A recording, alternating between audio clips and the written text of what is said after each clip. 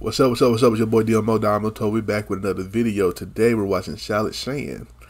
What if Goku and Gohan were trapped in a time chamber?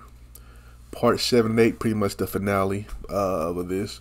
Finish this off. So I think this was really, really good, man. So I can't wait to see what the ending is. So let's get into it. Beerus finally. He's glad to actually be noticed by him at this point. That's what he was working towards this whole time. He's been so strong for so long, and now Beerus finally sees him. It doesn't take long for him to awaken Super Saiyan God. And he tries to use it with other forms as well. Apparently, Vegeta was able to use it with his regular Super Saiyan form, making Super Saiyan Blue. But he ended up not needing to do that anymore. His ultimate form just drew out all his latent power. And Vegeta tells Goku he should just have that done on him. But Goku doesn't really like the idea of that. He'd rather train for the power himself. But Vegeta tells him he doesn't really have a choice. Goku has no clue what Vegeta means by that, but he explains. He unlocked a godly key from fusion, right? Remember that. Yeah, Goku's following along. Vegeta said that he also would have unlocked something else, ultimate. If he obtained one thing from the fusion, he'd probably obtain another too. Vegeta also did use the ultimate form while they were fused, which means his potential was possibly drawn out by Vegeta inadvertently. Vegeta tries coaching Goku into how to transform into it, wondering if this actually occurred. And sure enough, Goku's able to power up into ultimate. Well, looks like he doesn't have a choice. He now has the ultimate form, able to draw out his latent potential at will. Kind of a bummer though. He was thinking that maybe he can combine Super Saiyan God with Super Saiyan 3 or something. And Vegeta says, yeah, this is definitely a more straightforward way to grow stronger. But that probably would be cool to see. The two train on Beerus' planet. That's crazy. At some point, Zeno decides he wants to clean out some of the universes. The Tournament of Power is set into motion. Now Universe 7 is tasked with recruiting 10 fighters for their team, with Piccolo and Gohan being pretty clear picks too. They could find some more fighters, but Goku actually has a really good idea. Why not include Trunks? Vegeta calls him an idiot for even suggesting this. Look what happened last time people mess with timelines. Do they really want more of that Zamasu nonsense? But Goku says it should be okay, at least from what he's learned with his time with the Kais. Besides the fact that he has the ability to go between timelines like this, there's also something else to consider. Those timelines are already created. He won't be making new ones by traveling there. He's just going to ones that are already existing. It shouldn't be too big of a deal. And before Vegeta could even stop him, Goku gets a time ring, going to the future. Vegeta completely forgot about Goku being a Supreme Kai student. That makes him wonder, would Goku get that pink-haired form too? And as Goku travels to the future, he wonders the same. That's something to think. That would be cool, but probably not because he's Beerus' student now, no longer an apprentice Kai. Pink hair with Super Saiyan 3 could be fun. He arrives in the future, finding Trunks pretty easily. It seems things are going well. Earth is actually restored, looking a lot more normal. Obviously, not everybody survived, but the planet's being rebuilt. Trunks is glad to see Goku. Hey, but Goku! Surprised why he's here. And somebody else then voice. teleports in. Zamasu sends Goku arriving, so he came here trying to see what's going down. With Goku apologizing, telling Zamasu to not be mad. But he doesn't really care anymore. Besides Goku basically being the same type of deity as him and traveling between timelines, Zamasu reminds Goku that he's already changed his focus. But he is interested to see that Goku's here. Is he just coming to check up on them? But no, Goku actually says it's something else. He explains what's happening, and Zamasu's actually a bit concerned by this. Was he the one to cause this? He wonders if he's to blame. Goku says it's not the case, but Zamasu can't help but feel guilty. Maybe he is involved. Maybe the Zeno of that timeline somehow found out. And at the same time, he also did promise he worked to preserve life now. Goku recruits Trunks for the team, but Zamasu asks him, let him join the tournament too. Oh. Goku's not really too sure about it. Yeah, it would be great to have Zamasu on the team. He's incredibly powerful, but he's not sure if that'll even work. He's from Universe 10, but Zamasu says technically not their Universe 10. I mean, Trunks isn't from their Universe 7 either, so really he shouldn't be on the team. But if they allow him, they could probably allow Zamasu. But it's also because he hears about the Super Dragon Balls being the prize. He could use them to restore everything, their timeline too. So he has a few motives to join and actually win here. And Goku's a bit unsure. Is Zamasu getting the Super Dragon Balls? I mean, it seems like he's turned over a new leaf, but he doesn't really know what to think. But he can't really turn it down. I mean, they're also worried about what Zeno will say. Goku says he'd be right back. He used the time ring to go to the present and rudely intrudes on Zeno's palace. But Zeno actually allows it. Goku's a fun guy. And he asks, he did want to recruit somebody, but he's from another timeline. Is that okay?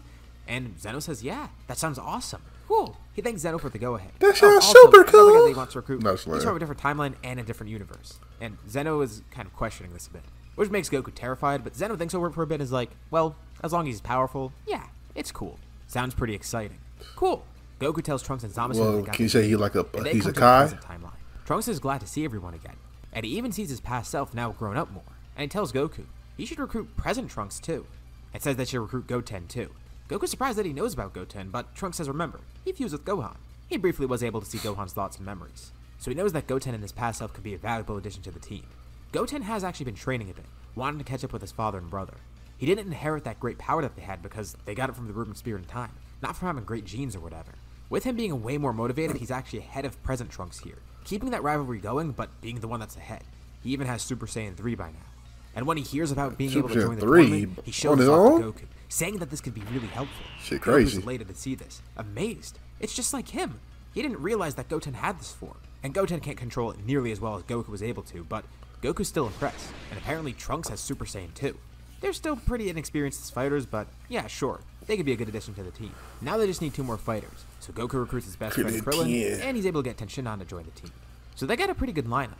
Goku, Gohan, Vegeta, Trunks, Goten, Piccolo, Krillin, Tenshinhan, and few Zamasu. They're all very concerned about Zamasu being on the team, mainly because he might be a liability still, and also because they don't know how the other universes will react seeing him on there. 2 Trunkses is one thing, but a guy from another universe from another timeline? But Goku assures them it's okay. He thinks. They arrive at the tournament, and as you could expect, it's probably not going to be too tough for them. Zamasu is actually the most proactive for the group. He can act as a meat shield for everybody and try to eliminate as many people as possible. Oh, he's immortal. Nothing will hurt him because he can just regenerate from it. But his presence is very confusing to all the other Kais there, and everyone from Universe 10. The other Kais all turn to Zamasu, the present one, and he tells them it's kind of a long story to explain. The Kais say they kind of want to know because they're all about to die anyways. But Zamasu assures them it could wait for later.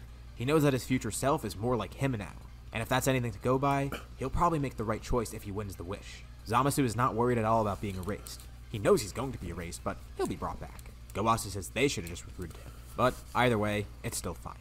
Some of the other guys think this is unfair though, but Zeno tells him to shut up. He finds it fun. That Zamasu guy's really cool. Besides just Zamasu, you gotta consider who else is on the team. Mainly Goku, Gohan, Vegeta, and Trunks. Their power is incredible at the moment. Yeah, Goku might have not combined Blue or Rose with Super Saiyan 3 or whatever, but his ultimate form, it's still just as amazing. Vegeta's also still using his ultimate form. Gohan and Trunks, they have their beast forms obviously. At first, it's pretty simple and straightforward. More and more universes are picked off, and eventually they do have to face one of the strongest people there, Jiren. The rest of the gods, at least the remaining ones, they're kind of pissed off at Universe 7 for their unfair advantage. But technically, they could have done the same. It's just that they didn't have a future timeline version of themselves and another god from another timeline that they could have recruited. True. Universe 7 just had the right connections. Jiren might end up being an issue, at least at first. Once you have an entire group fighting against him, especially with the amount of people in the group and the power of each of them, I think AB's stronger than Jiren, so... Unfortunately, this means Goku doesn't end up getting Ultra Instinct, but he doesn't end up needing it. Not just yet, at least. There's also the fact that Goku hasn't really been training with Beerus or Whis for a while. He's had way less time training underneath Whis. So, even if there was a catalyst for him to unlock Ultra Instinct, it probably would not happen right just now, and if so, it'd definitely be fleeting. But he doesn't need it here. Most of the weight is honestly pulled by Zamasu, Gohan, and Trunks. Gohan even tells Trunks, it would be cool if they fused again. It would make this fight a lot easier, but Trunks says there's no need. Their innate strength is more than enough to help here. Zamasu actually ends up sitting back as support, telling them he'll join if needed, but he lets the 2 of them go at it. Jiren goes into his full power, while Gohan and Trunks show off their full power. They have a ton of fun fighting together, and honestly, Gohan kind of admires Jiren. Apparently Jiren's a superhero from his universe. And for some reason that really resonates with Gohan. A superhero. Sounds cool. He can't exactly put his finger on why just yet. But the Pride Troopers seem if cool. Beast Gohan was in the Tournament of Power, that would be fucking not only crazy. in terms of strength, but in terms of mentality. He reiterates what some of the other Pride Troopers were telling Universe Topo, 7. Could, Their actions here Dispo, were unjust. Going to another timeline to recruit someone. And not just that, but recruiting somebody from a different universe in that timeline. Even if Zeno allowed it, it's still a sneaky thing to do. And it shows Jiren. Their universe is weak. They need to rely on power from another timeline and another universe to win here. But Gohan tells Jiren, that's far from the truth. They definitely could have recruited some other people for their team. They didn't do this out of necessity. It wasn't their last resort. Besides the fact that they knew Trunks was strong, Trunks was recruited because he understood their plight. He knew what it was like to face certain death. And those guys from the present, they helped him. With hope for a better future, they're able to save that timeline. And now it's being restored, becoming much better than it was beforehand. And that Kai over there, he's the one helping. Their connected hope pushes them forward. And their goal here is not to win just for Universe 7 survival, but for everybody's survival. Unanimously, this team has agreed on one wish. If they achieve the Super Dragon Balls, they're bringing everyone else back. And from what they're hearing from Jiren, it doesn't seem like he has the same thing in mind. He has a more selfish wish in mind. It's not like he could win this fight either. The 2 of them are able to overpower Jiren, backing him into a corner, and eventually being able to knock him off the ring. Get this bitch ass nigga out of here. It was fun seeing this, and even though he's not acting like a traditional superhero, Gohan reminds Jiren. He respects him for what he does as a superhero. And the rest of the Pride Troopers too. It's admirable. And he wonders, maybe he could become a superhero like them for his universe. For MVP, Zamasu. Super Saiyan Man. He's gotten the most eliminations and has been one of the most helpful people here, being able to heal other fighters during the battle as well. They aren't really sure about this still, but Goku could tell. Zamasu's heart is pure. He could see into Zamasu's mind and his intentions. Vegeta tells Goku that's kind of creepy. Goku said the Kai's do it, and it's kind of fun for Goku to use too. That worries Vegeta. He hopes Goku's not randomly reading his thoughts or whatever, but Goku tells him not to worry about that. The point is, he could see into Zamasu's mind. He knows his intentions are pure here. At first, he didn't really know, but once they brought Zamasu back here, he decided to try and utilize this, seeing what he could learn about that future Zamasu. And it's funny, even during the tournament, he communicated telepathically with the other Zamasu in the stands, the present one. He saw the exact same thing. This Zamasu, he's changed, just like he said he would. But he ends up making a wish that's completely different from what they expected. He tells Super Shenron, restore the Super Dragon Balls in the future. Wait, what? Zeno's even confused by this. It sounds like kind of a selfish wish. But Zamasu tells everyone, this wish, it's the most ideal one he could make. He could save 2 timelines at once by doing so. With Super Shenron restored in the future, he'll be able to use those Super Dragon Balls and restore all the universes here. And then, after another year has passed, he could use it again in the future timeline to fully restore that timeline. And they kind of see his thought process here. Zeno's not really too sure if he likes this, and threatens to erase Zamasu and his universe. But the Grand Priest can see his intentions, and he seems to be very truthful about this. Everyone's momentarily terrified, but Zeno lets it slide. He guesses this is not too selfish, but then he glares at Zamasu. He'll give it a day. If he doesn't see those other universes restored, he'll erase everything. Not just this timeline. Yeah, hurry up and do that, Nick. With Zeno menacingly staring him down, fuck that picture? it's the last thing Zamasu sees before they head back to Earth. Nervously, he tells everybody thank you. That was fun. And he immediately leaves, telling Trunks to come with him. They gotta make haste. Trunks looks around confused, and he waves too. Goodbye. But wait, before Zamasu leaves, Goku asks, why not just use the time ring and get the Super Dragon Ball somewhere else? But Zamasu says he no longer wants to rely on that. Using it to help existing timelines is one thing. He's relying on the human side. More timelines traveling forward or back, or doing that in his own timeline either. Messing with timelines is what brought them here, and he doesn't want to do that anymore. Going between 2 timelines that are still flowing normally, okay, he can allow that. But if they keep messing with time, traveling forward and backward, creating new timelines, who knows what can come as a result of it. He ends up leaving, and sure enough, not too long after, the Super Dragon Balls in the future are used to restore the past universes. Zamasu will continue to rebuild this timeline, and in a year's time, he'll use the Super Dragon Balls again to restore all the people he destroyed. A good Zamasu is crazy. He'll be able to I like the twist and turn. He might not be able to make it like nothing ever happened, but at least he could restore what was destroyed. And following the tournament, Gohan goes up to Goten, wondering if he wants to train anymore. He seems pretty motivated, and Goten is. He even wonders if he can get that same form that Gohan has. And Gohan's not too sure. He tells Goten he probably doesn't want the form, because Gohan partially attributes it to the stuff he went through. It's not worth going through all that to get this form, but maybe he can get something else, who knows. And Goten promises Gohan he'll keep training, and one day he'll surpass his brother, and this makes Gohan happy. Glad to see that his brother's happy too. But what does he want to do now? He's had such a bad mental state and a pessimistic outlook on life for so long now, but after that experience in the future, he's starting to become his old self again. A lot more optimistic, looking forward to things, knowing that he could shape his future to be different. And he decides he's going to pursue what he's always wanted to pursue, becoming a scholar. But at the same time, he could be more than that. He could be a hero, just like the Pride Troopers. For some reason, this really resonated with him, like he wanted to become a superhero. He found that really cool, and maybe he can do that. With the great power that he has, and the power that bring out that as a great Saiyan Man. He'll be able to use it to defend everybody, not just his friends and family, but everybody on Earth. But he's probably going to have to start small. He doesn't really want his identity being known, but he ends up getting the perfect idea. Since he does want to pursue becoming a scholar, he's already done some private education by this point because he couldn't really learn with the other people. And he's actually surprisingly pretty good academically, and he could pursue higher education in Satan City. Gohan learns it's apparently named after someone who took credit for killing Cell. Well, you know what? He actually doesn't care about that. That's great. That means his identity's still secret. People would have definitely recognized him if they knew who killed Cell. But that settles it. He's going to study here, and he's going to start out as a superhero here too. This is the beginning of a new chapter in his life. Now we go into space. Sure. Moro is released Finale. from prison, able to break himself out with what little magic he has. He's feeling much weaker than normal, but if he's able to get the Dragon Balls on Namek, he could restore his youth and use the planet to gain some more power for himself too. Goku and Vegeta learn of this, with Goku realizing that maybe this would be a good test of his powers. You know, not his physical strength, abilities that he picked up as a Kai.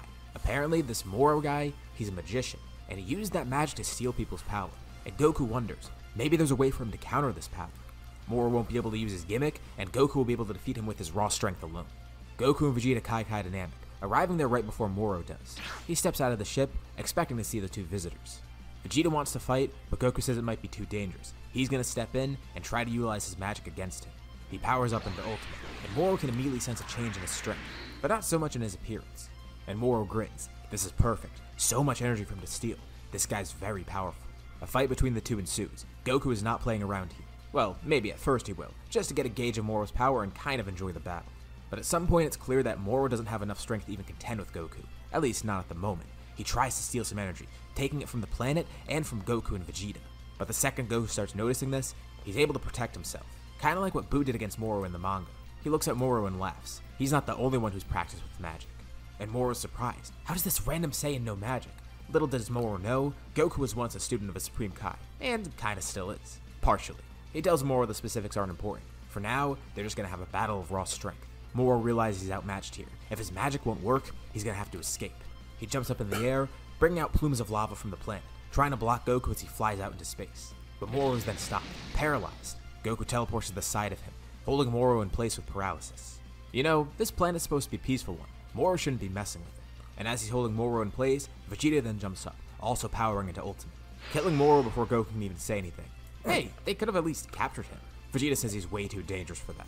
He'd rather take the opportunity to get rid of Moro while they have that opportunity. True. Well, fair enough. At least he's done with it. They even hear from Maris and the Galactic Patrol that the fuck up out of here. But no one actually had the strength to do it. So I guess it all kind of works out, and that arc is completely avoided. So what happens with Granola then? Well, with no Frieza around, Granola isn't as set on revenge, and the Heaters just act as mid-level planet brokers still. Granola never uses the Dragon Balls, and nor does Gas. So the Heaters kind of remain low like they've been doing, with Granola never setting the arc into motion either. So that's it. That's Dragon Ball Super, right? Well, we still got Superhero, and this is kind of what I was hinting at with Gohan. Although it's going to be a much different story here. While okay, what's up? What's up? On Earth, Gohan's continuing his studies, and also channeling his power into becoming a superhero, eventually becoming the Great Saiyan. He considers using Beast as a disguise, but he doesn't accidentally want to blow up everything by transforming. Even with ki control, just his aura alone and everything about it, the form is way too OP. It would be a great disguise, but no matter how much he holds back with it, it might be a little too much. He even tries using Super Saiyan 3 for this, but decides, yeah, the hair's kind of annoying and it gets in the way of everything. And Super Saiyan, it doesn't change him enough, so costume time. Really, he just wanted an excuse for a costume. And everything's going well in his life. A lot of time passes. It's strange for him because he doesn't really have much history with school compared to other people in Satan City, but thanks to the studying he's done and the natural intelligence he has, and some strings pulled with Bulma as a reference, he's able to start at an accelerated pace in a university going into grad school, and he's excelling. He ain't like in the 30s though. Especially one person at his university. Old ass nigga. Someone else still in school. Not fine. Videl. He didn't know of her or really Mr. Satan either. But apparently she's the next world champion or something, and pretty much a hero in this city too. Obviously this is way later than they normally met, by almost a decade even. So Videl's pretty established as a hero. Almost finished with schooling too. And when the Saiyaman pops up, she thinks something kinda off about him. She's been here as a hero for so long, and then this random guy just pops up, being even better than her? Something fishy's going on here. And speaking of fishy things going on, let's go over to Red Pharmaceuticals. They're trying to figure out a plan to defeat Goku and all his friends. But there's kind of an issue with that. Well, one of the things they want to do is try and draw them over to the Red Ribbon base, but they don't know how to. I mean, everyone's way too strong, or not even on planet. But they're able to find out something pretty interesting. Goku's son is actually a superhero. With their surveillance, they're easily able to figure out who the Great Saiyaman is. He's the same one that defeated Cell beforehand. And now they're going to have a new, greater Cell, so he'll be able to defeat Gohan this time around. And at the same time, they have a few other androids too. But the question is, how do they coax Gohan into coming here? They could try ambushing him with the Gammas, but that might not be enough. Oh, he got no. Oh, he got Pan. But he's mostly focused on Cell Max because that's who he's told to focus on. So they're going to have to draw Gohan here somehow and have Cell Max defeated. But how could they lure Gohan here? As they continue looking more into it, they find something interesting. There's another superhero in Satan City, and the Red Ribbon Army can't really tell the connection between the two. Are they rivals as heroes? Do they work together? Nobody really knows. But there apparently is a cat-and-mouse game between the Saiyaman and Videl, with him constantly getting in the way and her trying to constantly figure out who he is. And she's powerful, but she's just a normal human still. Also, she doesn't even know how to control her ki at this point. So maybe they could use her as bait to lure the Saiyaman into their base. As usual, Videl's out fighting crime one day, wondering where the Saiyaman is. He's in another part of the city right now, and she's going to catch up to him, and finally figure out who he actually is. She has a strong suspicion that it's one of her classmates. She got this Teen Gohan. That guy's always been weird. Apparently he has school outside of Satan City, and he popped up here out of the blue around the same time that the Saiyaman appeared. He's always been acting fishy. Some random aircraft lands nearby, with a bunch of soldiers stepping off. She has no clue what's going on, but these guys, they seem like a threat. Especially because they're pointing guns at Videl and saying to come with them.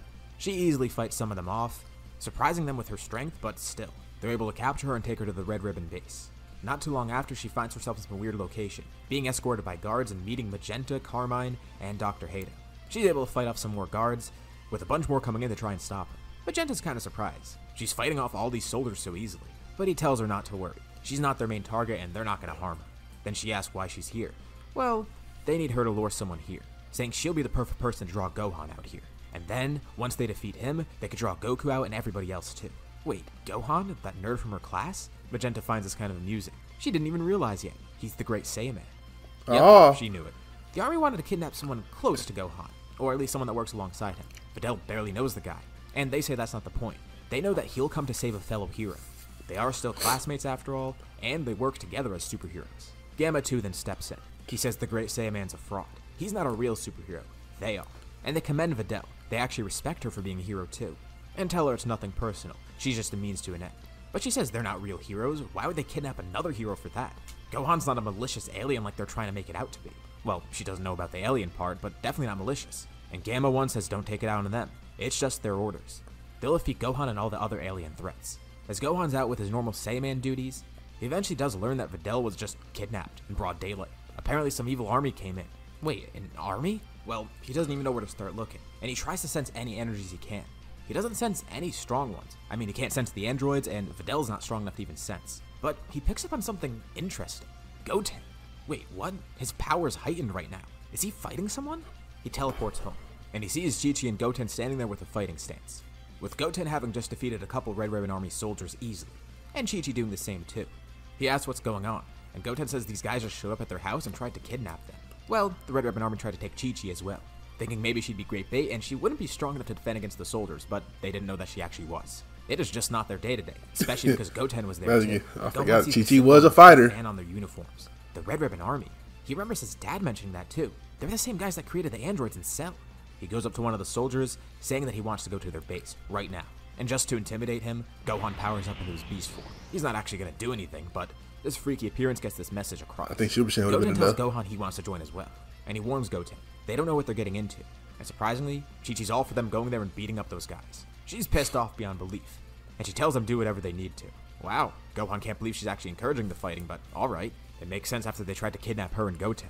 They go onto one of the Red Ribbon's aircrafts, being led to the base. This inadvertently did work in their favor, and just as soon as they get to the base, Gohan jumps out of the ship with Goten following. Gohan didn't even realize. He's still in uniform. But he actually should remain in it just so he keeps his identity safe from Videl. Although she's probably going to be wondering who the hell Goten is, but thankfully she has no reference of who he is. True. Just as soon as they arrive, Gamma 1 and 2 jump out, ready to fight the two hybrid Saiyans. Gamma 1 jumps in at Gohan, and Gamma 2 jumps in at Goten. They didn't expect Goten to be here, but hey, even better. Another alien they can get rid of. Aw, sick! More androids. Goten heard about them fighting androids beforehand, but there's more of them to fight now? He's hyped up, and Gohan says to be careful. They don't know what to expect with these guys. But he knows Goten's strong. He has been training still after all. And he powers up into Super Saiyan 3. And just as soon as he does so, he senses another power approaching. It's Trunks. They got into a fight and they didn't even tell him? He sensed Gohan and Goten's powers rising. Goten apologizes, it just all happened very fast. Trunks says it's fine, just next time don't exclude him from a fight. He powers up into Super Saiyan 2, fighting alongside Goten. Gamma 2 is actually being pushed back by the two of them, and Gamma 1's not faring so well either, especially once Gohan powers up even more. He goes into Super Saiyan 2 and easily defeats Gamma 1, then jumping in to help Goten and Trunks defeat Gamma 2. They all then power down. Was that it? They then hear someone yell out, "I knew it," as Videl fights through a bunch of Red Ribbon soldiers, seeing Gohan standing there in the Saiyaman outfit. Crap, he didn't even realize. Did they even need to come here though? She seems to be handling herself just fine, and she looks over and sees the two Gammas defeated. Well, she tells them what she heard. Those two were created to kill Gohan, and they wanted to lure him in here just to get the other people to come in here as well. They're trying to kill him? What did he do? Oh yeah, he killed their perfect creation. Wait, he was the one to do that? Videl thought that it was Mr. Satan. Alright, great, another piece of info that Gohan gave away. Well, the gig is up. He changed out of the Saiyaman outfit by clicking on his watch. And he asked her, please don't tell anybody. He doesn't want to take credit for Cell, and Mr. Satan can keep all the credit for that. Also, keep his identity a secret, please. Goten and Trunks sense something strange, and ask Gohan if he could feel that too.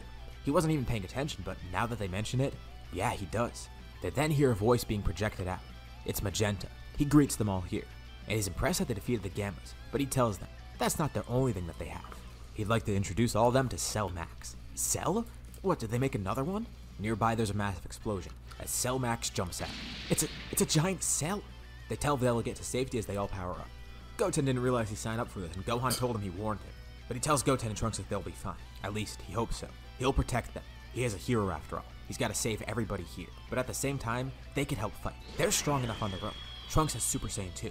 Goten has Super Saiyan 3. And Gohan, he powers up into his beast form. Cell Max launches towards them, with Gohan jumping in front of Goten. I don't know about Goten getting Super Saiyan 3. And it doesn't hurt I too get much. it, his potential. Thankfully, Gohan's already way too strong. But Gohan starts attacking, with Goten and Trunks following suit. And none of their attacks are working. For some reason, Cell Max is just incredibly durable. Gohan's attacks are accomplishing something, but Cell Max is stronger than the normal Cell Max too. Although he's still not completed yet. The brainwashing's not done, he's still a mindless monster. They don't realize, though, he has a weak spot in his head. The three of them continue fighting, and he just seems unstoppable. Cell Max's attacks aren't really hurting Gohan too much, but Goten and Trunks can't really defend against him that well, so Gohan has to do a lot of the work here. But no matter what attacks he launches at Cell, they're not really doing too much. Nearby, as the fight goes on, Gamma 1 and 2 regain consciousness, and they see Cell Max raging out. Wait, that's Cell Max? That's the monster that Dr. Hato was making? Because that's what it is, a monster. And Videl's standing nearby. They can't believe what they're seeing, and she tells them, does that look like a superhero to them? He's trying to kill those three. Gohan is a superhero too, even if they don't think he is. And a small ship flies over. It's Dr. Hato. He lands near the Gammas and Videl. He tells them, Cell Max wasn't supposed to be unleashed this early. He's a rampaging monster, and he finally sees what he's created. And Gamma 1 and 2 realize how dire the situation is. Yeah, sure. They've been on the wrong side. And Hato realized that too. But it was such a good movie. There might be a way to defeat him. Cell Max has a weak point in his head. They just need to get Gohan to learn about that. Gamma 1 and 2 say they'll help. They could try to fight Cell Max, but more importantly, they just need to get the message to Gohan. They fly into the battle, with Goten and Trunks about to fight them, thinking that they're trying to get involved in Gohan's battle. But they get them to stop. They realize they were wrong. They just need to tell Gohan something. Aim for the head. That's how they can defeat Cell Max. Goten yells out to Gohan, aim for the head. Wait, what? This entire time he had that weak point? Well, at least that's gonna make things easier. But he needs to be precise with this. Gohan puts a finger on his head, charging a Makanko Soppa, yelling out as he launches the attack at Cell, hitting him directly in the head. Yes, sure. And pretty easily, it defeats Cell Max. Of course, generating a huge explosion too. And just like that, the Red Ribbon Army is defeated once more. They all fly back to Videl and Hato, with Gohan surprised to meet the doctor behind it all. Hato tries to apologize, but he knows there's not really an excuse. He wanted to make superheroes, and he failed at that. Gamma 1 and 2 are disappointed as well. Well, at least he realized what he did was wrong. But the Gammas want to make up for it. They still do want to be superheroes. Thankfully, there wasn't much damage done to anywhere else. But still, the Red Ribbon Army did kidnap Videl and tried to kill Gohan. It's not like they're just going to be instantly forgiven here. But Gamma 1 and 2 make a pledge. They want to be true superheroes now. They'll follow Gohan's guidance. And Videl's too. They can become superheroes in Satan City. And Dr. Hato actually likes this idea. He could become one too. He has the heart and skin after all. And Hachimaru to help him. Well, Gohan's not too sure, but they seem genuine about it at least. I mean, what are his both the Gammas still alive. That's crazy. Wipe them off the face of the map, well, or 2 is. let them try and turn over a new leaf. Videl's not too sure about it, but Gohan tells her, if anything does go wrong, Gohan could easily defeat the Gammas, and obviously Hato as well. And Satan City could use some other superheroes too. Reluctantly, she agrees. So what happens following this? Gohan continues his study, even becoming a published author as well. His biggest regret is that he didn't bring any books to study in the Room of Spirit and Time, or at least not enough. That would have helped him get a little bit more ahead. He continues being a superhero, and thankfully Videl does keep his secret, and the two start working together as heroes more, growing closer as colleagues and friends. But it's not just them either. 3 other heroes appear in Satan City: Gamma 1, Gamma 2, and Dr. Hato. And Gohan gets an awesome idea from this. They have 5 people just like the Ginyu Force. They should all come up with special poses. Gamma 1 and Videl are the only ones that are a little bit unsure of it, but they eventually warm up to it, all becoming a Saiyaman crew. It's amazing. Gohan's gonna become a scholar. He's become a superhero. He has a crew of friends here, and his life has completely turned around. It's not just the him Ginyu Force either. definitely Goku's traumatized this nigga Gohan, closing the gap between him and Vegeta, and probably even surpassing Vegeta once again, much to Vegeta's surprise. He wasn't affected as harshly as Gohan was by being trapped in the Room of Spirit and Time. He regained his optimistic demeanor, and now the future is bright for him as well, with him and Vegeta utilizing Ultimate to grow even stronger. But even though they have this same transformation, they each utilize it a little bit differently. The two prepare for another sparring match like usual. Vegeta powers up, surrounded by a fiery purple aura, utilizing the power of Ultra Ego while in Ultimate. Goku does the same, except his aura is a little bit different. He utilizes the power of Ultra Instinct while in Ultimate. And Beerus kinda regrets not taking Goku in sooner. But as long as these two could be his rivals in the future, continuing to grow stronger, he's happy about it. Despite this massive setback, Gohan has returned. And Goku is stronger than ever. It was a double-edged sword. Yeah, the Room of Spirit and Time did make them a lot stronger, but at the cost of so many years of their lives. But now, it's like it never even happened. They've moved past it, grown from it, That's physically beautiful. and mentally. Even being trapped in a completely separate realm didn't defeat them. Against all odds, they're able to make it through. literally making it through the realm and making it through all the mental anguish and everything else that Yes, followed. sir. And with that, we leave off here.